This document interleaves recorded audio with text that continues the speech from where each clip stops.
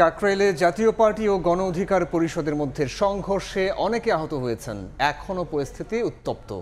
ঘটনাস্থলে অবস্থান নিয়েছে সেনাবাহিনী ও পুলিশ। এই মুহূর্তে সেখানে আছেন সহকর্মী আবু সাইদ নিশান। আমরা সরাসরি যাচ্ছি তার কাছে। নিশান, এই মুহূর্তে আমরা আছি জাতীয় পার্টির কার্যালয়ের সামনে। সেখানে কিছুক্ষণ আগে আইন শৃঙ্খলা রক্ষাকারী বাহিনী, সেনাবাহিনী এবং পুলিশ তারা কিন্তু যারা গণ অধিকার পরিষদের নেতাকর্মী সহ বেশ কয়েকজনকে কিন্তু তারা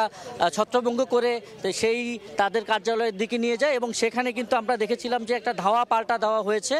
এবং সেই ধাওয়া পাল্টা ধাওয়ায় আমরা কিছুক্ষণ আগে দেখেছিলাম যে গণ অধিকার পরিষদের সভাপতি ভিপি নূর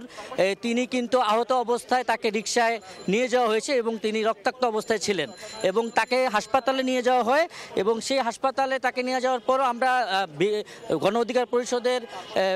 ভিপি নূর সহ আরও বেশ কয়েকজন আহত হয়েছে সেই খবরও আমরা জানতে পেরেছি এবং সন্ধ্যা নাগাদ কিন্তু গণ অধিকার পরিষদ তারা একটি মিছিল নিয়ে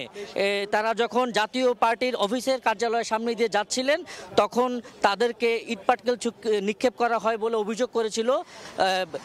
গণ অধিকার পরিষদ এবং ঠিক পাল্টা অভিযোগ করেছেন যে জাতীয় পার্টির কর্মীরাও তারা কিন্তু অভিযোগ করেছেন যে গণ অধিকার পরিষদের তারাই কি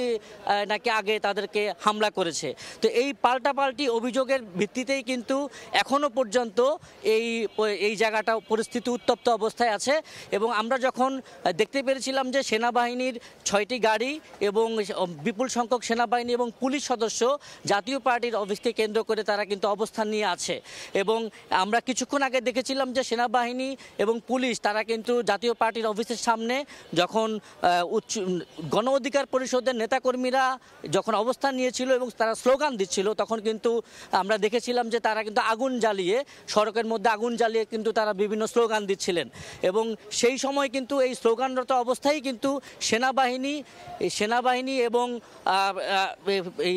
এবং পুলিশ সদস্যরা কিন্তু তারা তাদেরকে ছত্রভঙ্গ করে ধাওয়া করে গণ অধিকার পরিষদের দিকে নিয়ে যায় এবং আমরা আপনাদেরকে যেটা জানাতে চাই যে এই মুহূর্তে এখনও কিন্তু এই জায়গার পরিস্থিতি উত্তপ্ত অবস্থায় আছে এবং সেনাবাহিনী এবং